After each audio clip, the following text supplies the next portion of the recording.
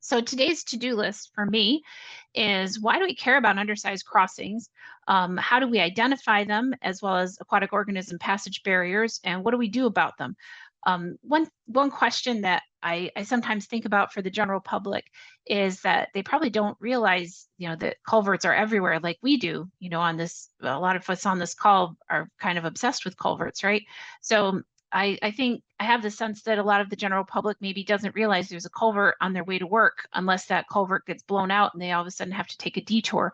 So obviously, as Audrey mentioned, undersized culverts have a big presence not only for the stream but for public safety. This is the typical undersized culvert. We've got a 2-foot culvert with a 10-foot wide stream. You can't see the stream upstream, but we've got a smooth interior plastic pipe.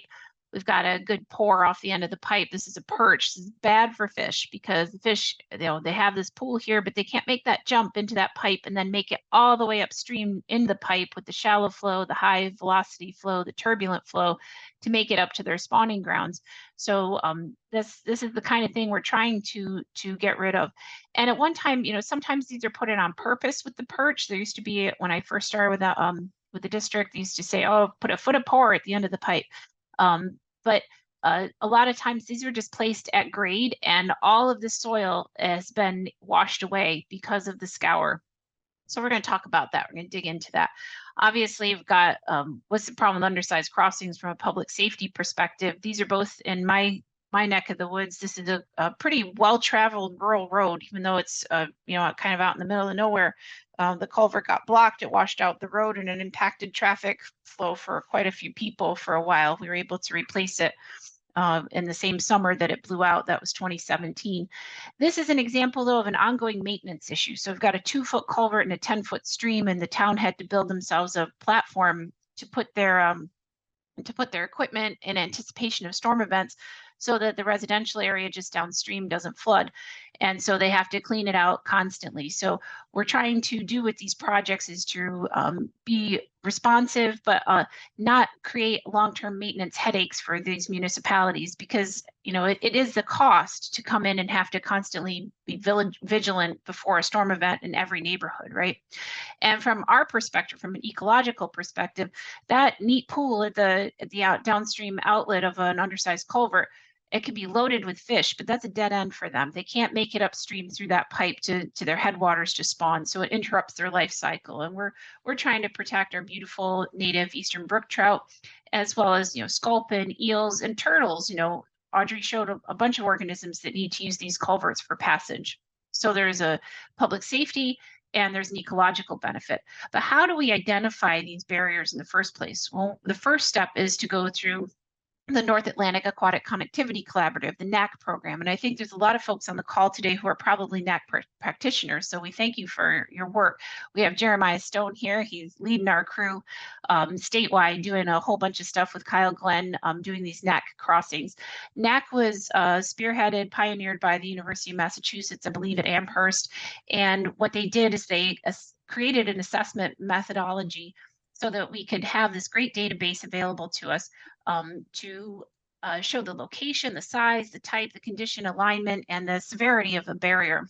And so this information that's in this database serves as a level 1 prioritization for our future projects. All of our projects tend to go through this NAC process, and then we can say, okay, which ones make the most sense for us to pursue.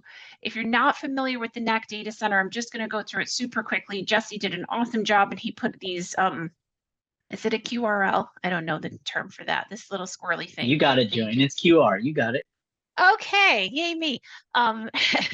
So then you can click search. If you get to this page, NAC Data Center, click search crossings. You can sort by, you can filter by the state, by the town. And I will say upfront, most of my work is in New York State. So if there's a bias towards that, if it's something that doesn't apply to your state or your municipality, I apologize. Most of my stuff is in New York, so I'm kind of speaking to that. But if there's specific questions outside of that, we can certainly try to address them. So you can choose a community. This tells you how many culverts have been assessed in that community. You can sort by stream or watershed. Sometimes the stream sort is a little bit tricky because there's multiple streams that could be listed, or if you know the 5-digit survey ID, you can sort by that. And you'll click on, for your town, for example, and you'll get a whole database of this one has 400 records, for example, and you can sort by any of these. You can sort by lat long, you can sort by road or stream, but you can't sort by evaluation. But what you can do is you can pull up a map showing that particular municipality, and the ones in red and the ones in orange are the severe and significant barriers. And so those are the ones from an ecological standpoint that we would begin to focus on to start to hone in on something. So you see some black dots here. Those are usually private crossings or crossings that we just don't have access to. And so when you click on one of those dots, you'll come up with this little report here. It's got good photographs upstream, downstream of the actual crossing, what it looks like. You get some good information. There's another page to this. Got the lat long so that you can take this and put it on a map and see, oh, this is where it fits in to the watershed. And this one happens to be a severe barrier. You can see that there. And so what we'll do is we'll take this information to the highway superintendent, and maybe we'll have a dozen of these crossings that meet this criteria for us, and we'll say, which one of these looks good to you? So that's where we start to really hone in on what are the next steps. Let's see. So this is an example of some of the work that was done by TU and some partners up in Lewis County in the Beaver River watershed. This is a watershed that covers Lewis, Herkimer, and Hamilton County. Shout out to Nichelle at the Soil and Water District in Lewis County, always does an awesome job partnering with us. And so in this particular instance, over 300 crossings were assessed, and almost 200 of them were actually surveyed. So we were able to determine which ones are severe and significant barriers. So that helps us to prioritize. And the prioritization can happen both on the municipal level as well as the ecological level. So from the municipal level, you can look at this photograph. And this culvert was not installed, 2.5 feet above the bed. The bed was at this level of the apron when it was installed, and it scoured all of this away. What the invasive vegetation here isn't showing you, because it's thick vegetation, is the head walls are collapsing. There's been a lot of failure of the head walls and the banks next to it, and all that sediment. You take a pool that's that wide at the scour pool, and all that sediment is making its way downstream and probably getting dumped in a low energy area. And so from a community perspective, this is going to become a problem when this corroded and perched culvert blows out in a big storm event. And from a municipal perspective, okay, maybe the guide rail is starting to slump. Maybe you're starting to get holes in the road. Maybe the road is flooding because of blockage at the upstream side. And of course, from the ecological perspective, no fish, no native species can jump up into this pipe and make its way upstream to spawn. So those are the priorities. And let's dig into some of those municipal concerns. In the lower left, we've got this triplet culvert system, which is no longer there, actually. That one blew out in a storm recently. Undersized culverts are a problem for the municipality because of capacity. This is an example of being a problem because of long-term corrosion. So of course it's a problem ecologically because of the perch and the velocity, but these pipes tend to corrode very badly. This lower middle photograph shows Shea Road in the town of Colchester, and this one's flooding all the time, frequently, not all the time, frequently I should say, because it gets blocked up quite a bit. Upper right-hand picture, we've got slumping, failing head walls and wing walls. You also see the guide rails failing. And this one here, the lower right, we've got a bridge. It's not a barrier, but because it's squeezing like a 15-foot stream into maybe an 8-foot crossing, we've got scour underneath that wing wall. So, this particular structure doesn't have much life left in it. We talked about watersheds. Audrey did a great job explaining watersheds, but when we're looking at a culvert, we're looking at the drainage area that's draining to that design point. And so one of the tools we use is stream stats, which I'll get into a little bit more detail in a few minutes. But basically the way the stream looks is a function of how the watershed appears. So that can be land use, it can be topography, it can be precipitation. All of that factors into what the stream looks like. So example, you have either a very forested watershed, or do you have a very urbanized watershed where you have a lot of stormwater impacts on it. Streams are dynamic living systems. They're not just conduits, they're not just conveying water like a canal. We've turned a lot of beautiful streams into canals in our history, but that's another topic. But we're trying to make sure that streams are providing good habitat for our aquatic organisms in our area. And when a stream is stable for the biological community, it's also stable for the human community. I don't know if you can see, but the title on this slide says, why do you only care about fish? And I'm sure some of us have gotten that question from time to time, right? So Fish and Wildlife Service and Stream Mechanics came up with this brilliant stream functions pyramid, a guide for assessing and restoring stream functions. And what we like to tell people, and this beautifully displays it, is we can't create stable stream conditions for a municipality, for a community, unless we address the underlying problems with hydrology, hydraulics, and geomorphology. By the time we've addressed these issues, we've gotten to a point where we can sustain and support good, stable biology for the stream. So the premise is that it's a win-win. You know, stabilizing these streams, right-sizing these crossings is a win-win for both the biological community as well as the human community. Streams move more than water, streams move water and sediment. Audrey explained this too. We get lots of water from, you know, our catastrophic storm events that are becoming more intense and more frequent with climate change. We have urbanizing our watersheds. So we're having more storm water coming into them, more drainage. And so when you have more water, you have more erosion. When you have more erosion, you have too much sediment. So it's always a balance between the water that's flowing and the sediment that's flowing. Maybe you'll trigger a landslide in a big storm event that dumps, you know, hundreds of tons of sediment into the stream and makes the stream channel move overnight, as we had in Big Creek. Or you have incision, where you have sediment hungry water digging the channel deeper, or you have bank erosion. Sometimes we wonder, gosh, there's so much instability. What does a stable stream look like? And so I asked that question to my mentor, Jan Dodici from the Fish and Wildlife Service years ago when I was very green, learning this stuff for the first time. And I kept saying, we keep seeing terrible sites, but I live near the Oriskany Creek and it's never moved. What's the deal? Why is it stable? And so as we stood on the bridge, he pointed out some pretty obvious things. He said, well, what are obvious now to me, the bridge is right-sized. It's not squeezing the channel. You don't see a big center bar forming above the crossing. You don't see the town having to come in and scoop out a bar all the time. You do see a nice, stable, well-vegetated, flood-prone area. That would be the bankful area, creating nice floodplain connectivity. You have good forested area upstream. You have a nice riparian buffer here, providing stability. What you don't see holding the stream in place is hard armor everywhere. You don't see, you know, you don't see a trapezoidal channel. You see a meandering channel. This is a stable stream, so that when we get those bankful flows, that stream can spill out onto the floodplain, and it can then go back to those dimensions. So it doesn't mean that a stable stream doesn't necessarily have to be armored in place, you know, forever and ever. A stable stream maintains its dimensions, its profile, and its patterns and stability in the geographic setting, in the current climate over time. And so that's what we're looking for. This is an unstable stream. We see lots of unstable streams. This is an unstable stream that's influenced by the undersized crossing.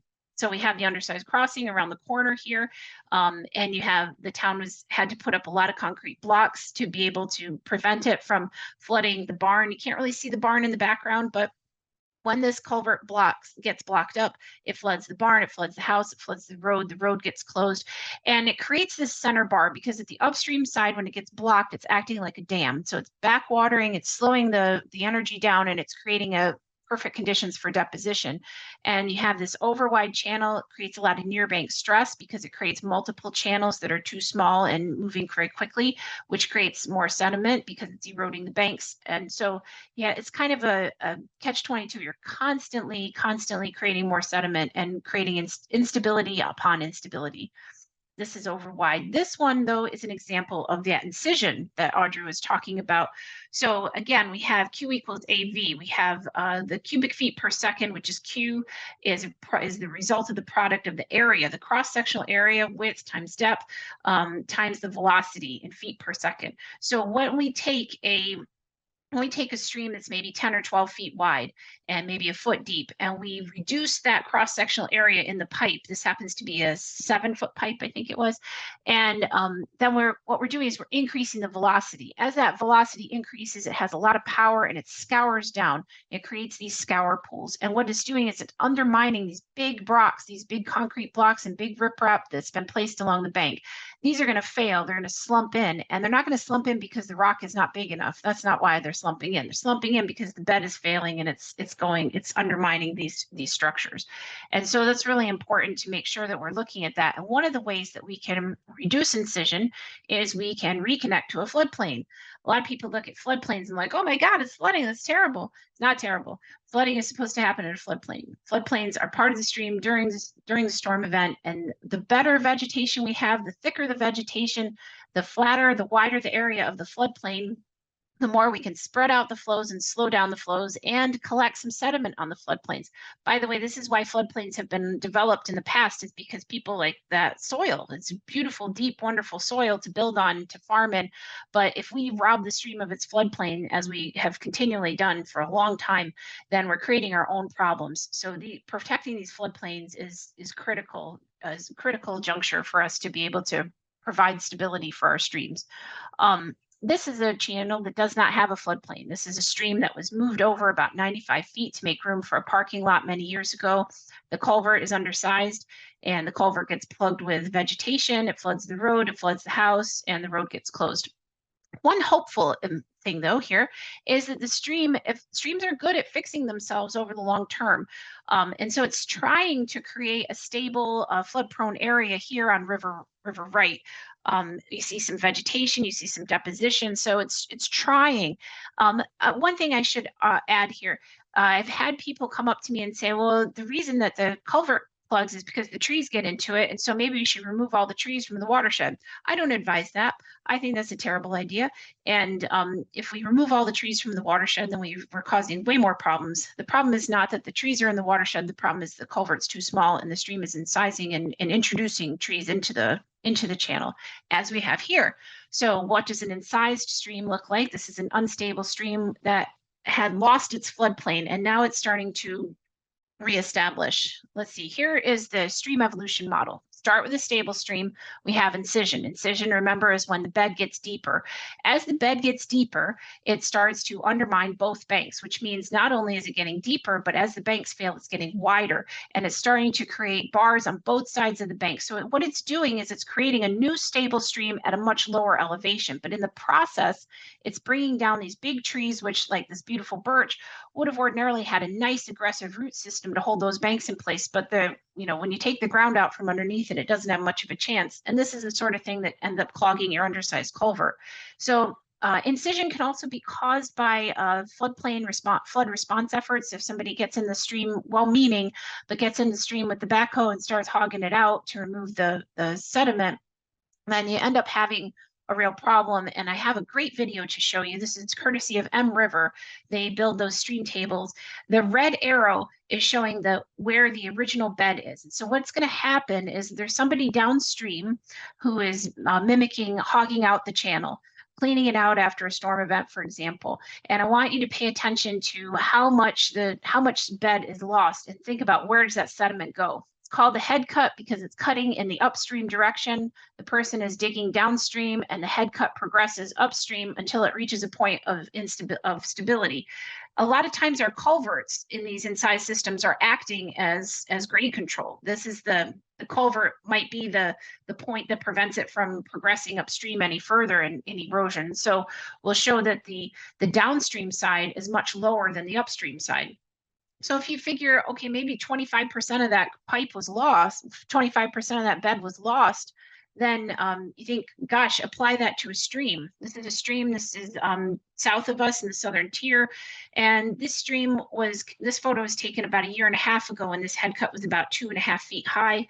I was out this stream yesterday with a colleague, and this head cut has progressed another 100 or 200 feet upstream. So we have to resurvey this and reevaluate what our plans are to stabilize this. But this is what happens.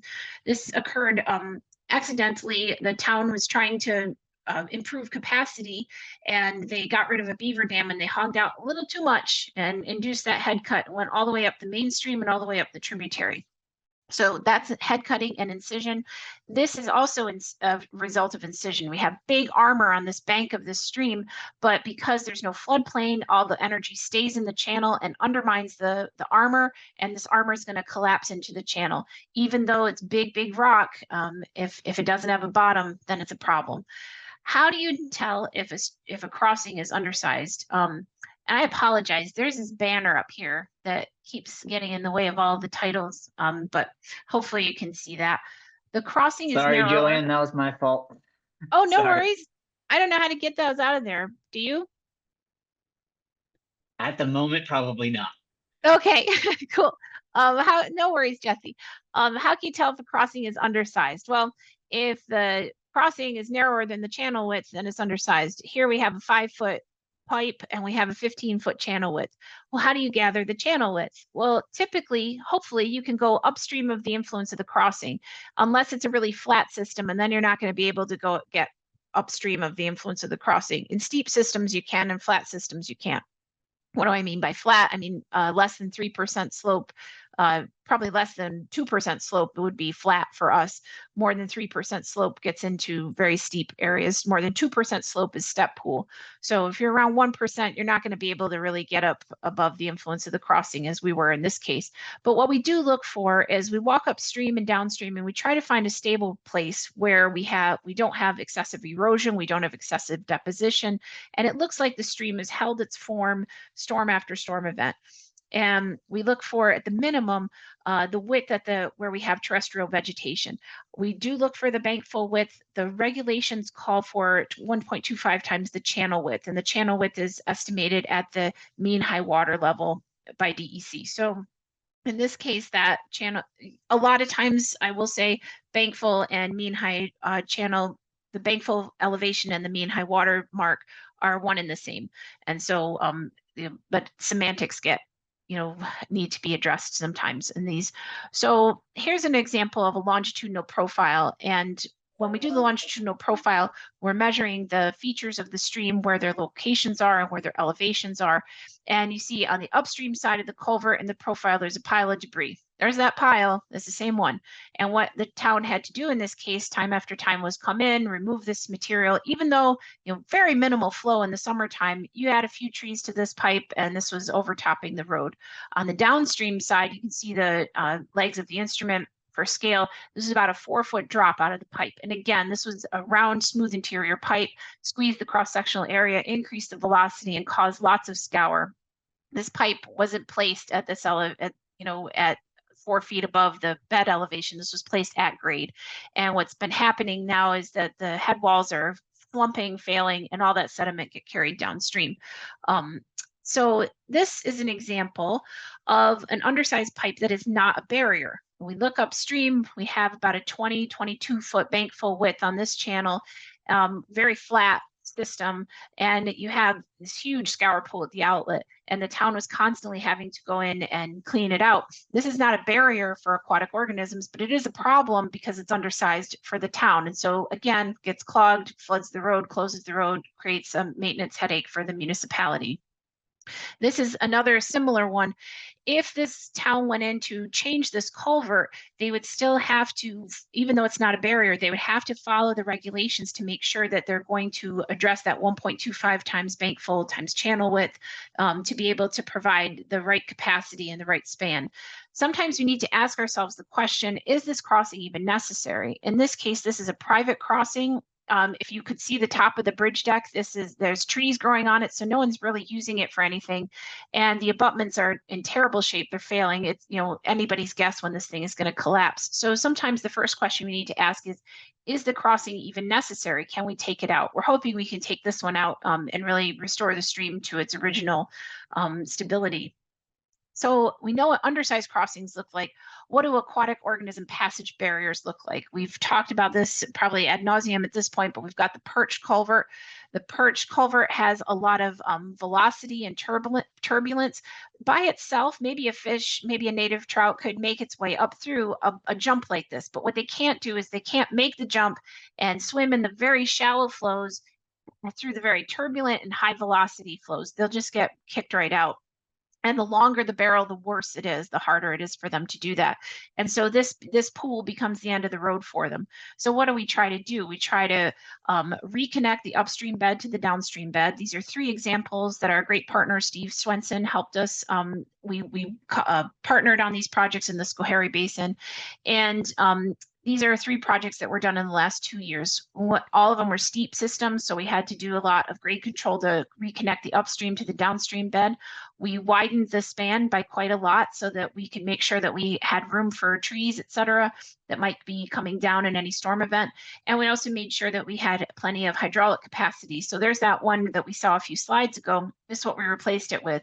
So you might think, oh my gosh, they tripled the size of it. Is that really necessary? And we'll get into some of the math of how we come up with these numbers. But yeah, when we're looking at 1.25 times the stable channel width for the, we're often looking at tripling the size of the existing pipe. We do have a limitation in New York State. We don't go wider than 19.9 feet with our crossings, because that way that gets you into the New York State DOT regulations, where you need a bridge identification number. And we typically don't have the funding for that. And when we think we need a bridge that we're usually over 2 square miles of drainage area, you might need to start considering the bridge. We also, for an ecological consideration, when we're prioritizing a project, we're looking at how many upstream miles can we reconnect. In this case, in Broome, this is a Broome County culvert, where if we could get rid of that barrier, if we could reconnect that, we'd have 3.5 miles of forested reconnection for brook trout. It would be awesome to do that. And that sometimes you can also get that in the tributaries as well. You can count that reconnection as well. Some common goals for right-size crossing: public safety is paramount. So we want to make sure that we're providing a safe structure for the traveling public.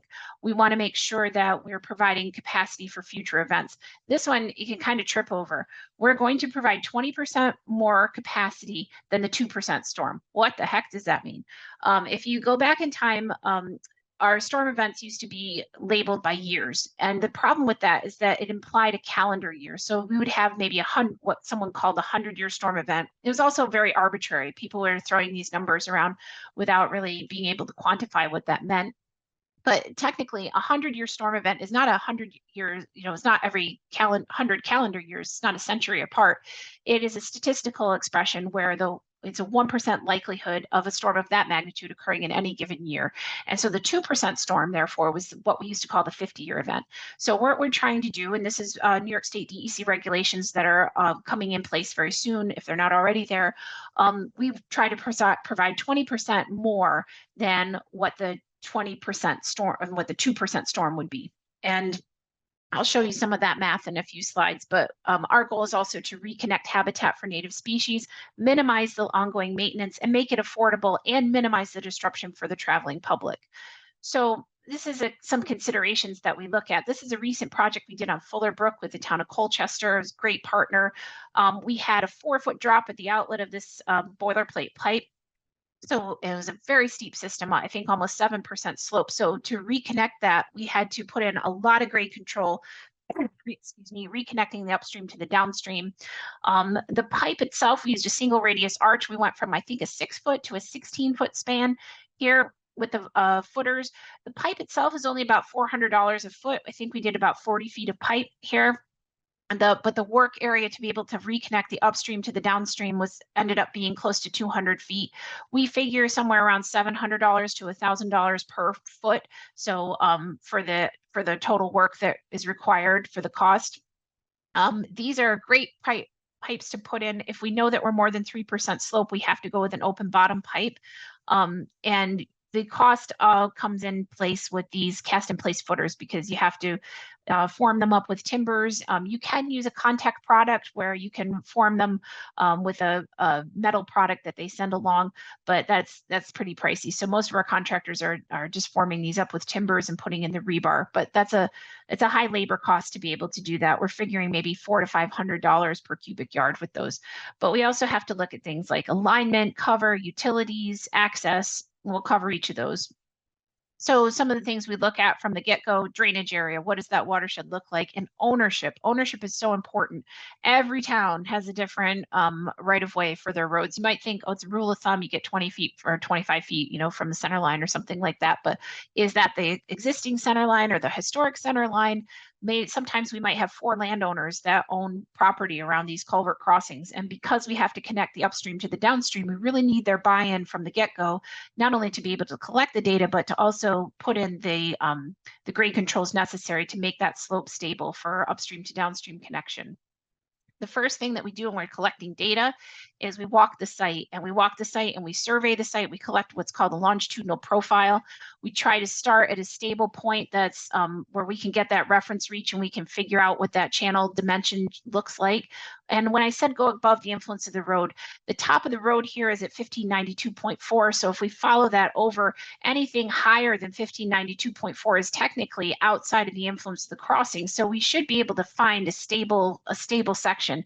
And when I talked earlier about incision, where the pipe is acting as grade control, you see a similar slope on the upstream and the downstream, but you see that the downstream area is much lower in elevation than the upstream. And so that's because it can't head cut any further because that pipe is acting as grade control. So from a design perspective, if we're greater than 3% water surface slope, then we have to go with an open bottom structure. And then we look at the pebble count. We do a pebble count. That's my cute little daughter. She didn't pick those boulders up, but we look at the size particles that we're seeing in the riffle. We look at the D84, and we try to go bigger than the D84 for the minimum rock size for our grade controls. And this helps to calculate our shear stress, our stream power, and just helps us to calculate our velocity as well. And then what we do for stream dimensions, we start with stream stats.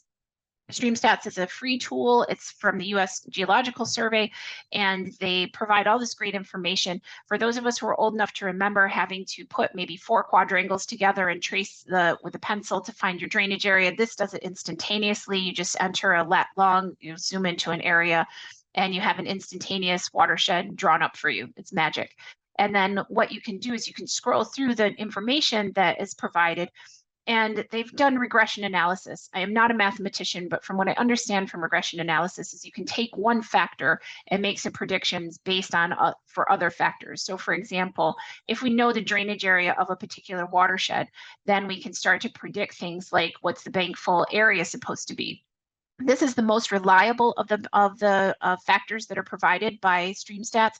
They will tell you in their report that for the smallest watersheds, it is very difficult to get these 100% accurate. So all of this has to be field tested, field truthing needs to happen, but it gives us our peak flows, estimated peak flows based on local gauge data. Again, most small streams are not gauged, but where they are, they've been used to make these regression analyses and predictions based for our dimensions. If we don't find a stable bankful, if we don't find a stable portion of the channel, we feel comfortable leaning on some of these bankful predictions for our projects, as long as the drainage area is within, is under maybe 1.5 square miles for drainage area.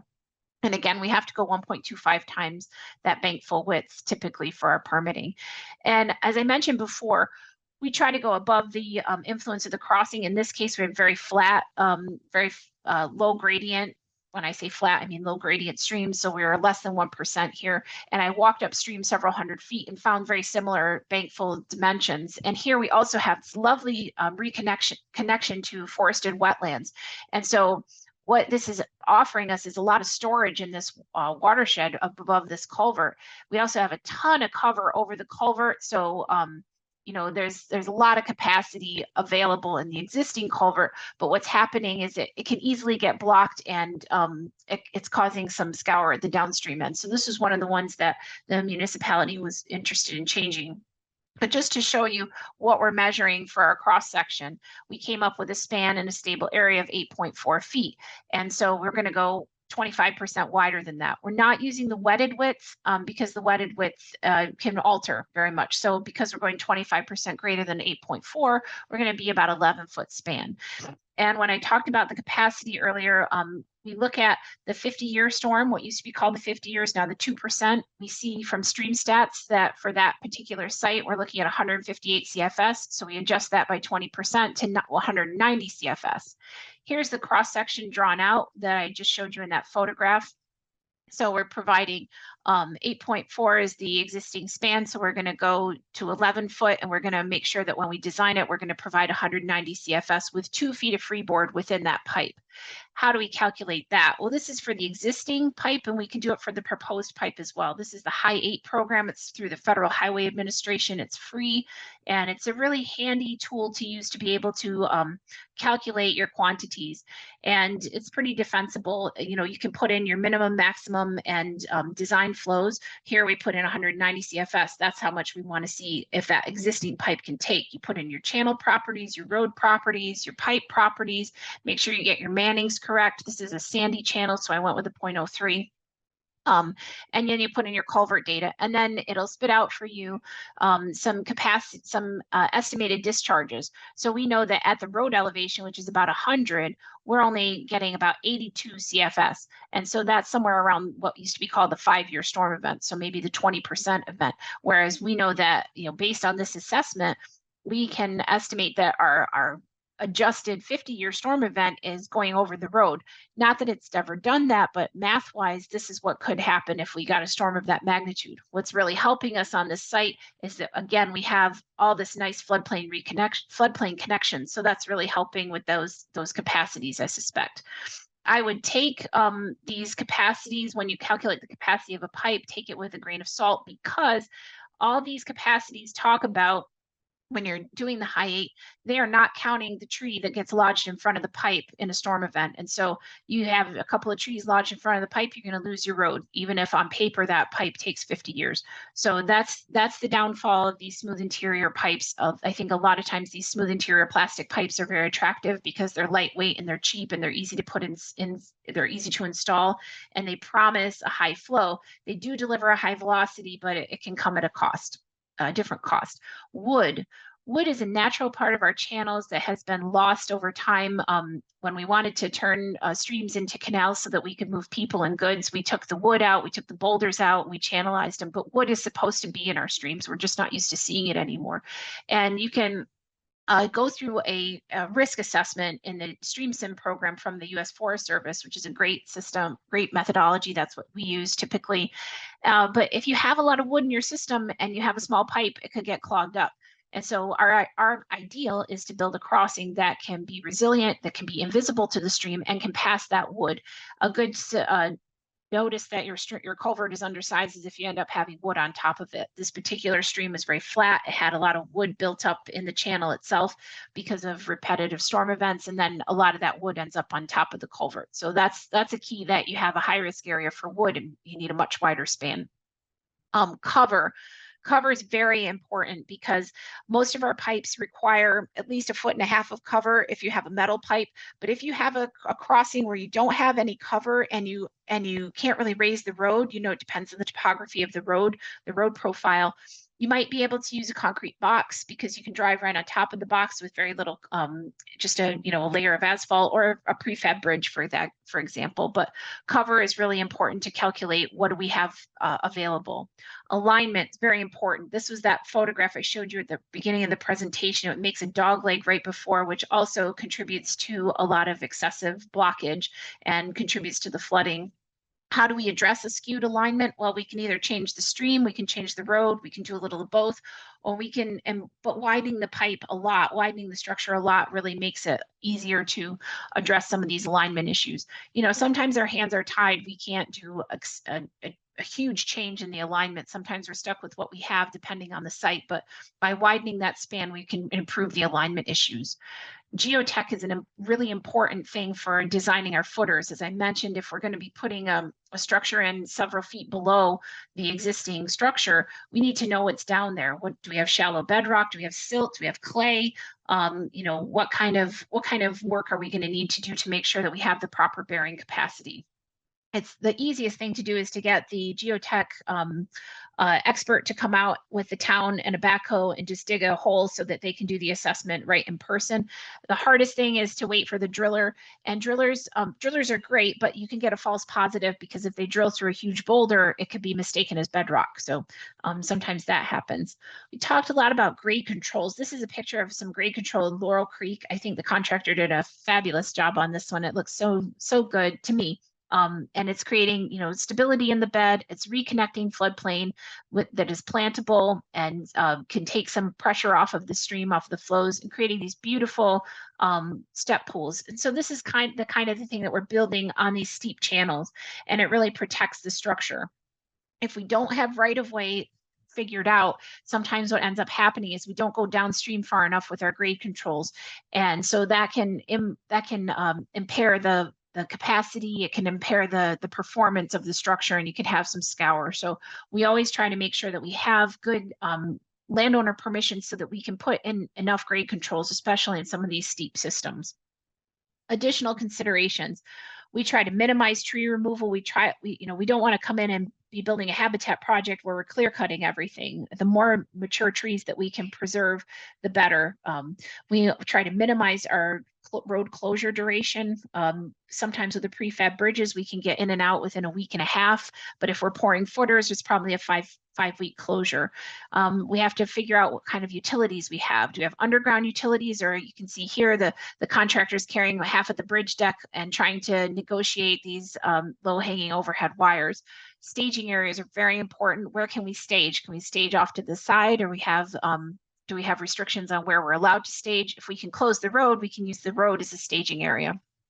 And permitting. Let's dig into permitting a little bit. Typically, we need three potential permits. We'll talk about the federal and the state, as well as the local. So from a state perspective, we're looking at the new draft bridge culvert guidance is going into effect pretty soon, if it's not in effect already. And also the nationwide permit from Army Corps of Engineers, that's the federal level. They have a joint application form, but before you get to the joint application form, you're supposed to go through the seeker process. There's 3 parts to seeker, and part of the seeker process is to understand, what's your stream classification? Do you have wetlands? Do you have natural communities where plants or animals? Do you have any cultural resources? Things like that. So if you go to the state's environmental resource mapper through the DEC site, this is free. You just turn on all the layers and make sure you can zoom in and see what the stream classification is. Dewatering is going to be a major permit requirement for culvert replacements. You have to make sure that you start at a stable place and you pump around your clean water. That's got to remain active throughout your project. You can see we dried out completely the stream bed, and it's got to go back into the stream in a stable way. So sometimes you're going to need multiple hoses on your pumps. You might need multiple pumps. This is a 12-inch line that our contractor put in for our Fuller project. The outlet has to be to a stable area. You don't want the outlet to create scour. So you've got to pump around. You've got to make it so that the contractor can do the work, but also you're not creating any water quality issues. You are going to have dirty water on when you start excavating, so you have to be able to isolate and collect that water and pump it around and away from your stream. And in this case, what the contractor was able to do is have a very long hose and a silt sack in a vegetated area so that no dirty water gets back into the channel. And we also try and keep an eye on that dirty water pool, which is usually at the outlet of the pipe, and make sure that any animals, any organisms that are trapped in there get removed and carried downstream to a stable, clean area. This is the CRIS program, the Cultural Resources Information System, through the New York State Historic Preservation Office. This is where we quickly can find out if we're in an archaeologically sensitive area. Regardless, you have to reach out to the SHPO office and make sure that your site is approved, that they'll send you a letter telling you either you have to have a no effect finding, or you might have to pursue archaeological resources, do an archaeological survey. This is good to know from the get-go for a project, because you want to know this information before you get too far down the road with your design. Same thing with floodplains. Some municipalities have floodplains where we're working, and they're regulated by the local codes enforcement officer, who's often the floodplain administrator, and they have to make the decision if your project is going to have to do extensive modeling to be able to get the local floodplain permit. So again, good to know early on if this is something that you need to do. Soils, you can go to the USDA NRCS's Web Soil Survey, another free resource. You can zoom in on an area of interest, get the soils for your replacement area. And this is a good first step in determining your soil bearing capacity for your structures. So let's get into some of the replacement options. This is in the town of Ghent. Ben did an awesome job with his crew last year doing our culvert replacement on Widows Creek. We did 2 replacements, one at the road and one on a private crossing. This was the road's existing crossing. You can see there's wood on top of the pipe. The pipe's very corroded. But what we had in our favor is we had a lot of cover. So we were able to use this pipe arch. If you have a very flat system and you have plenty of cover, this is a great option. But the problem is with these is they have to be very flat because we're using a bottom, so you have to be less than 3%. If you're even 2%, I would baffle this to make sure that you're not going to lose the material. You end up burying these by 3 or 4 feet, but with a wide span that you need, you end up with a very high rise. So if you don't have cover and you don't have a high rise available, this wouldn't be a good option. But they are nice because you can build them to the side of the pipe and then lift them in place in one piece. So these are about $600 a foot. Again, not for steep sites. And the price per foot, of course, depends on your span. This is the single radius arch. We use these a lot, especially if we're going to be in a steep area where we need a natural bed. So again, we have cast in place footers. This is showing the crew putting them together. This is a before of the pipe arch that was corroded. And this is the after with the single radius arch on the footers. These run about $500 a foot for the structure, but then as I mentioned earlier, there is a cost for forming up the footers, and they can go in pretty quickly once they get the footers set. The pipe can go in pretty quickly, but you really have to let them set up and form up for about a month or more to make sure that they're good and cured. You can't open the road, so that means your road is probably going to be closed for 6 weeks if you use this option. So if you can close the road, that's great. Having to build a temporary access road is kind of tricky sometimes. So if we have to do that, sometimes we look into a faster option. Replacement options include the aluminum box culvert. You can use these on flat sites or steep sites. If you're on a flat site, you can have a bottom and you can bed the bottom of the structure by a few feet, then that's great. And again, you can build these off to the side and lift them in place if they're small enough, or they end up being built like this one is. And you can, or if you have a steeper site, you can put them on footers. They have strict cover requirements. So for example, you can have as little as 1.4 feet of cover over the strongest gauge, but if you're using the invert, you can only have a maximum of 4 feet of cover. If you're not using the invert, you have a maximum of 5 feet of cover. So these are excellent options if you have what you need, a wide span and a low rise. So if you don't have a lot of cover and you need a wide span and you can fit one of these in there, that's great. They are a little pricier. I think we price these out at about $1,000 a foot when we're looking to do estimates. If you don't have any cover, and that's the main reason to do a concrete box, in my opinion, because there's so many good metal options too, or a prefab bridge option. These are really expensive. We replaced this 8x7 box on Cooks Brook where we had a lot of scour. You can see, the bed was scouring, the banks were scouring. This was being undermined a lot, but there was no cover over the pipe. So what we were able to do is get a concrete box, a 19x8. We embedded it because we were flat enough where we could build some grade controls right in there, right in that stream system.